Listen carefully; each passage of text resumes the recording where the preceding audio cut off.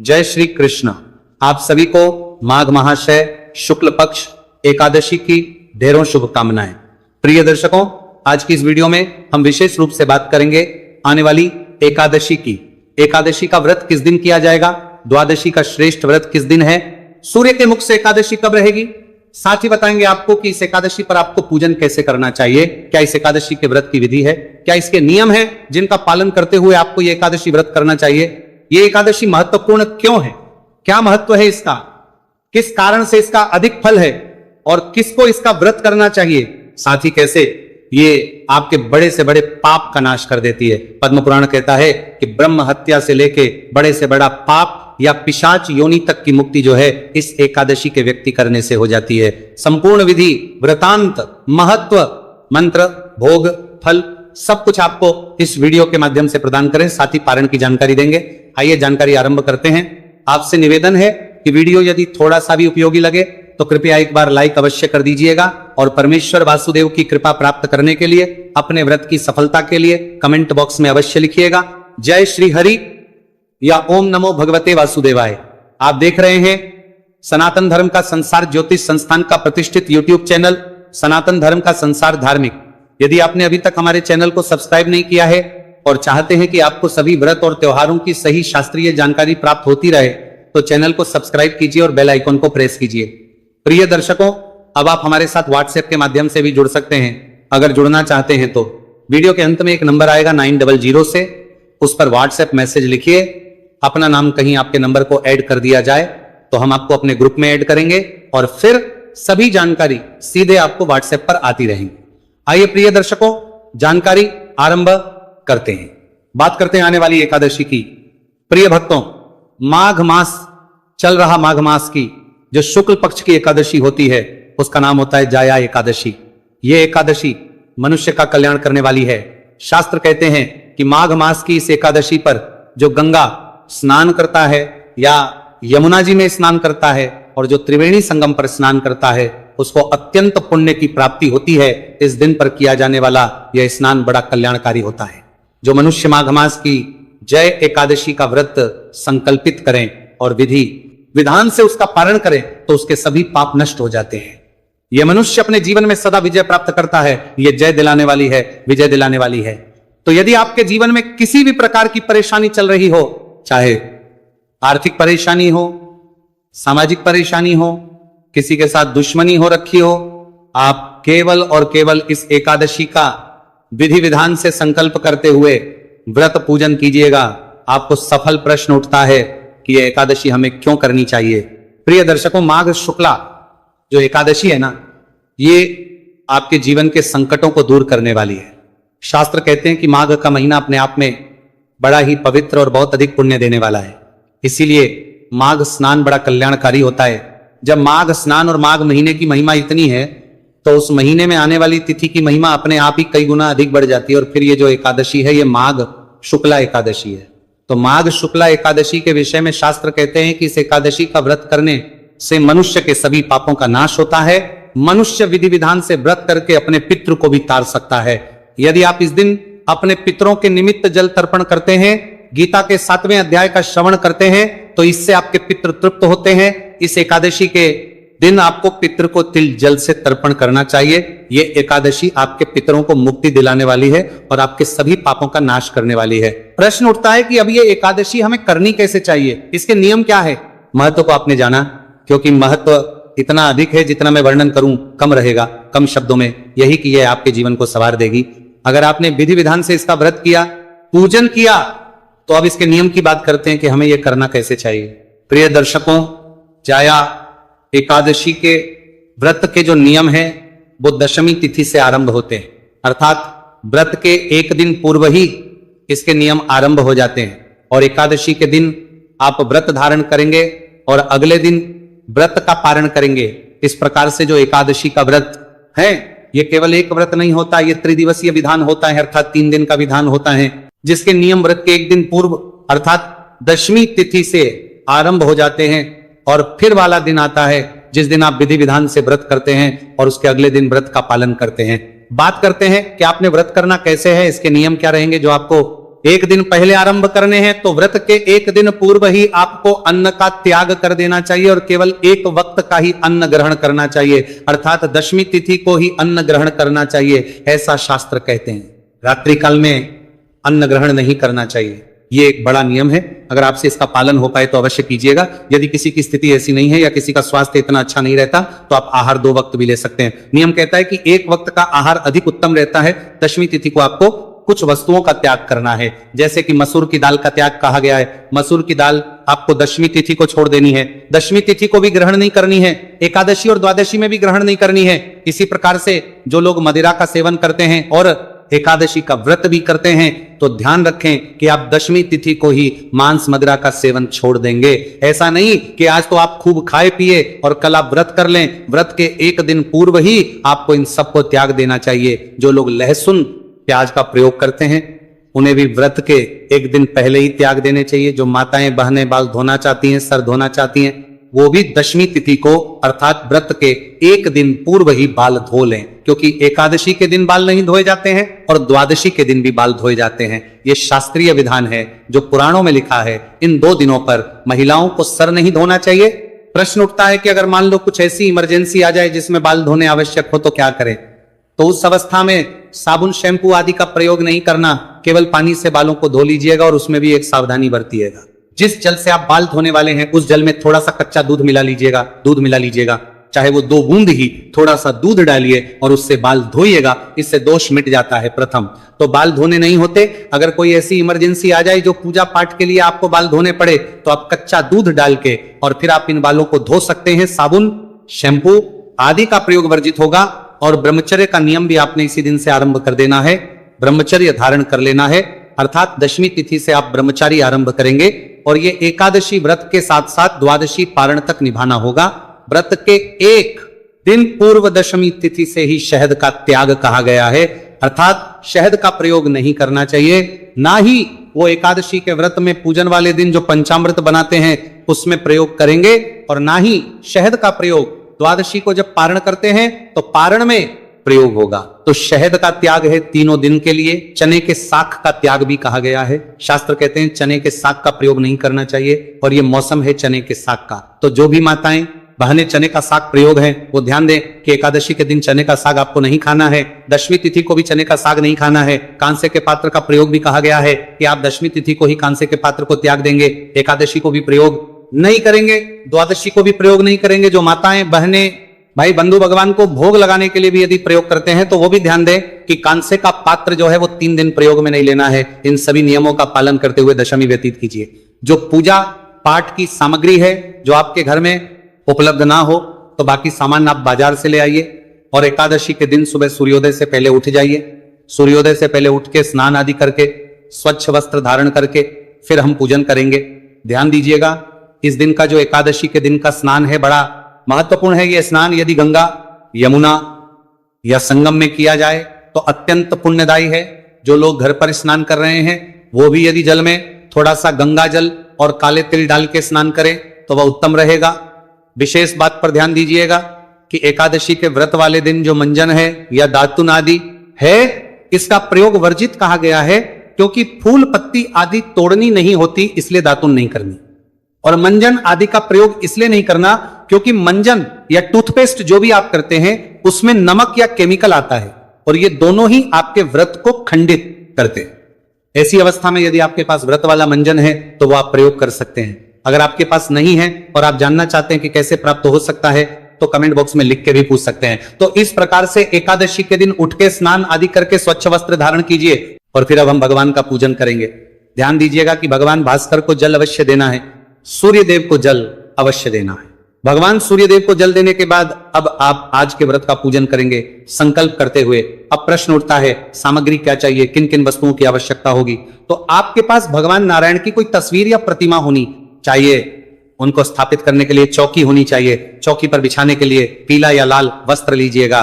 भगवान को अर्पित करने के लिए रोली, मौली, पान, सुपारी, लौंग, इलायची, धूप, दीप, नैवेद्य, पुष्प, इत्र, जनेऊ, पंचामृत बनाने के लिए कच्चा दूध, दही, घी, शक्कर और गंगाजल। इसके अतिरिक्त एक तांबे का लोटा लीजिएगा। यह पूजा की सामग्री है। इसमें जो सामग्री आपके पास ना हो वो आप बाजार से लीजिएगा। पान के पत्ते 2 होंगे, एक पत्ता जो है प्रयोग होगा एकादशी व्रत वाले दिन पूजन में, और एक पारण वाले दिन, और सुपारी भी आपको 2 लानी है। जो लौंग और इलायची है वो 5-5 ले आइएगा। तो ये सारी सामग्री को कीजिए, और जो आपका पूजा स्थल है जहां बैठ के आप पूजन करते हैं ना, वहां पर सारी सामग्री रखिए और आसन लगाकर बैठ जाइए। पूर्व दिशा की ओर मुख करके यहां पर बैठिएगा। लोटा जो तांबे का है उसको पहले अच्छे से साफ कीजिए, उसमें पहले थोड़ा गंगा जल भरिए, फिर शुद्ध जल भरिए, और अब आप फूल के माध्यम से उस सभी सामग्री पर और उस स्थान पर जल के छींटे दीजिए, जिससे वह स्थान पवित्र हो जाएगा और वह सामग्री शुद्ध हो जाएगी। क्योंकि वह सामग्री आप तक पहुंचने से पहले ना जाने किस किस के हाथों होकर निकली है, किसने किस अवस्था में उसको हाथ लगाया है, इसीलिए आपको उसे शुद्ध करना होता है। जल के छींटे दीजिएगा, हम मंत्र पढ़ते हैं। इस प्रकार से स्थान को शुद्ध किया, सामग्री को शुद्ध किया। अब आप चौकी बिछाइए, चौकी पर लाल या पीला वस्त्र जो आपके पास है ना वहां बिछाइए। उसके ऊपर भगवान नारायण की कोई भी तस्वीर या प्रतिमा है, भगवान विष्णु की, तो वहां रखिए। लड्डू गोपाल भी विराजमान कर सकते हैं या शालिग्राम भगवान भी विराजमान कर सकते हैं। उनको विराजमान करने के बाद धूप रखिए, दीप रखिए। दीपक जो आप रखेंगे वो अगर घी का दिया जला रहे हैं तो सीधे हाथ की ओर रखिएगा, भगवान की ओर तेल का दिया जला रहे हैं तो उलटे हाथ की ओर और विपरीत दिशा में, दीपक के विपरीत दिशा में धूप रखिएगा। इस प्रकार से धूप दीप स्थापित करने के बाद अब सीधे हाथ पर जल लीजिए और हाथ धो लीजिए। चम्मच से अपने सीधे हाथ पर जल लीजिएगा। हस्तो प्रक्षालन नमः, हाथ धो लीजिएगा। हाथ धोने के बाद 3 बार आपने जलाश्विनी करनी है। एक एक मंत्र पर एक एक चम्मच जल, चम्मच में जो जल है ना वो 2 बूंद से ज्यादा ना हो, क्योंकि ये एकादशी के व्रत जो है निर्जला भी किए जाते हैं। तो जो लोग निर्जला व्रत कर रहे हैं उनको केवल 6 मासा जल ही शास्त्रों में विधान है कि अश्विनी के रूप में लेना चाहिए, इससे अधिक नहीं। तो 6 मासा जल 2 बूंद जल 3 बार लेंगे तो हो जाएगा। तो आप जल लीजिएगा हाथ पे और पी जाइएगा। जैसे हम मंत्र बोलते हैं, ओम माधवाय नमः, जल लीजिए पी जाइए। ओम केशवाय नमः, जल लीजिए पी जाइए। ओम नारायणाय नमः, जल लीजिए पी जाइए। ओम ऋषि केशाय नमः नमः, हस्तो प्रक्षालन नमः, हाथ धो लीजिए।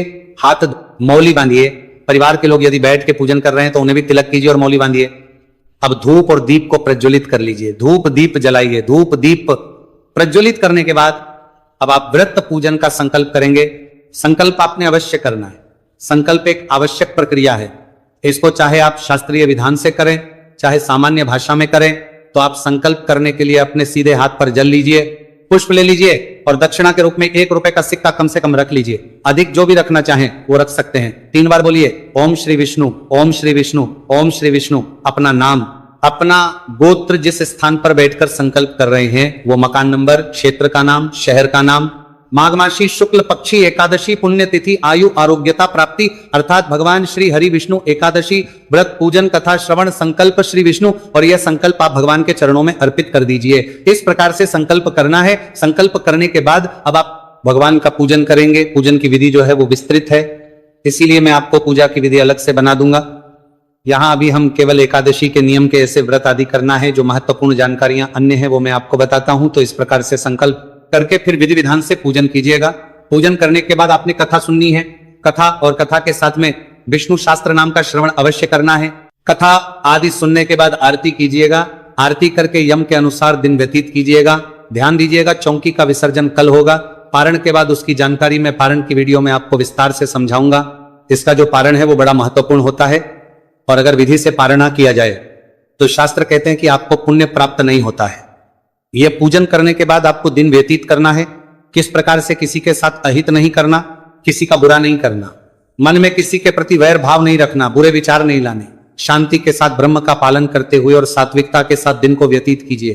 क्योंकि घर में नारायण विराजमान है, भगवान विराजमान है, तो किसी प्रकार का कलह क्लेश आदि नहीं होना चाहिए। अब आपने पितृतर्पण अवश्य करना है। भगवान की पूजा के बाद पितृतर्पण अवश्य करना है। पितृतर्पण कैसे होगा? 1 लोटा लीजिए तांबे का, उसमें पहले थोड़ा गंगा जल भरिए, फिर शुद्ध जल भरिए, थोड़े से काले तिल, 1 पत्ता तुलसी का डालिए, कुशा है तो कुशा डालिए, आसन लगाइए, दक्षिण दिशा की ओर मुख करके बैठ जाइए, लोटे को सामने रखिए और के 7वें अध्याय का श्रवण कीजिए। गीता का 7वां अध्याय में अपलोड कर दूंगा, और अगर आपको कभी ना मिले तो आप लिखा करें YouTube पे गीता का 7वां अध्याय बाई सनातन धर्म का संसार। आपको हमारे सारे वीडियो गीता के अध्याय के मिल जाएंगे। अध्याय सुनिएगा, अध्याय सुन के उसका पुण्य अपने पितरों को अर्पित कीजिएगा। लोटा हाथ में उठाइए, संकल्प कीजिए कि प्रभु मैंने ये जो गीता का 7वां अध्याय सुना है, इसका पुण्य मैं अपने पितरों को अर्पित करता हूं। ये पुण्य मेरे पितरों को प्राप्त हो और वो तृप्त हो, तृप्त हो, तृप्त हो। इस प्रकार से संकल्प करें, फिर उस जल से तर्पण करें। तर्पण करने के लिए सीधे हाथ में अंगूठे और उंगली के बीच का जो क्षेत्र है वो पितृतीर्थ होता है, से जल को दूसरे पात्र में छोड़ना है और मंत्र बोलना है, ओम हेम स्वाहा। ये सभी जानकारी में जो वीडियो होता है गीता के 7वें अध्याय का, उसमें भी आपको बताता हूं कि यदि आप भूल भी जाए तो वहां पे आपको मैं समझाता हूं कि अब आपने कब क्या करना है, कब क्या करना है। तर्पण करना है और तर्पण करके वह जल पीपल में अर्पित कर दीजिएगा। अपने पितरों से निवेदन कीजिएगा कि हे मेरे पितरों, मेरे संकटों को हरण करें, गीता के 7वें अध्याय का पुण्य और यह जल तर्पण स्वीकार करें और तृप्त होकर पितृ तृप्त होंगे। पितरों की तृप्ति बहुत आवश्यक है। शास्त्र कहते हैं कि यदि आपने पितृ को तृप्त किया तो आपके जीवन के संकट वैसे ही समाप्त हो जाते हैं, क्योंकि आपके पितृ ही हैं जो आपके जीवन में संकटों से आपकी रक्षा कर सकते हैं। इसीलिए उनको मनाना आवश्यक है और उनके मनाने के लिए या उनको तृप्त करने के लिए यह सबसे उत्तम उपाय होता है गीता के 7वें अध्याय को सुनना, उसका पुण्य और जल तर्पण करना पितरों को। यह आप एकादशी पे करें, अमावस्या पे करें, पूर्णिमा पे करें और संक्रांति करें ही करें। यह आपने पितृ कर्म करना है। फिर सायंकाल को आपको कीर्तन करना चाहिए। कीर्तन कैसे? आपके आसपास कोई मंदिर है, वहां कीर्तन होता है, वहां जाइए। अगर कीर्तन कहीं नहीं होता है तो भगवान नारायण कहते हैं कि अगर आप गा के और नाच के या तबले आदि बजा के कीर्तन नहीं कर सकते तो उनके कुछ स्रोत हैं, पाठ हैं, उनको सुन के कीर्तन का फल पा सकते हैं। तो वो सभी पाठ और स्रोत मैं एक वीडियो में अपलोड करता हूं। प्रत्येक एकादशी पर आपको वीडियो प्राप्त होगा, उस वीडियो को सुनिएगा, उससे आप कीर्तन का लाभ लीजिएगा। उसके बाद आप व्रत आहार क्या करेंगे इसकी बात करते हैं, क्योंकि फिर व्रत खोलने का समय आएगा, सायंकाल का आहार लेने का समय आएगा। तो जो लोग व्रत आहार लेना चाहते हैं वो फल आहार करें, यह सर्वोत्तम है। फल आहार से अधिक नहीं लेना चाहिए। फल खाइए, अधिक से अधिक दूध ले सकते हैं। अब कुछ लोग कुट्टू, शामक, सिंघाड़ा आदि प्रयोग करते हैं, वो उनकी अपनी मान्यताओं पर है। पर सबसे उत्तम तो यह रहता है कि यदि आप फल खा के ही व्रत को करें तो सबसे अच्छा रहेगा। रात्रि काल को जागरण करना चाहिए।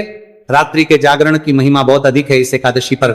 जो मनुष्य रात्रि जागरण करते हुए इस एकादशी का व्रत को करता है, उसे इस एकादशी के पुण्य का भाग कई गुना अधिक प्राप्त होता है। इसलिए आपको रात्रि जागरण करना चाहिए। और रात्रि जागरण ऐसे नहीं कि टीवी देखते हुए करें। जागरण करने के लिए कुछ स्त्रोत हैं, पाठ हैं, उनको सुनते हुए रात्रि जागरण करना चाहिए। वो मैं वीडियो में अपलोड कर देता हूं, उसको सुनिएगा। प्रश्न उठता है जी रात्रि जागरण कब तक करें? रात्रि को 1 से 2 बजे तक तो जागिए ही जागिए, उसके बाद सो सकते हैं। फिर अगले दिन पारण के लिए सूर्योदय से पहले उठ जाइएगा। उठने के बाद स्नान आदि करके पारण की पूजा करेंगे। पारण की पूजा करके, ब्राह्मण की पूजा करके, भोजन आदि करा के, दान दक्षिणा आदि देने के बाद फिर हम व्रत का पारण करेंगे। पारण की विधि आदि की जानकारी मैं आपको विस्तृत वीडियो में दूंगा जो पारण से संबंधित होगा। बस महत्वपूर्ण जानकारी यह है कि पारण जो है व्रत के अगले दिन सूर्योदय के बाद और द्वादशी तिथि में हरिवासर का समय निकल जाने के बाद किया जाना चाहिए। हरिवासर का समय क्या होता है? हरिवासर का होता है द्वादशी तिथि के पहले 5.5 से 6 घंटे में।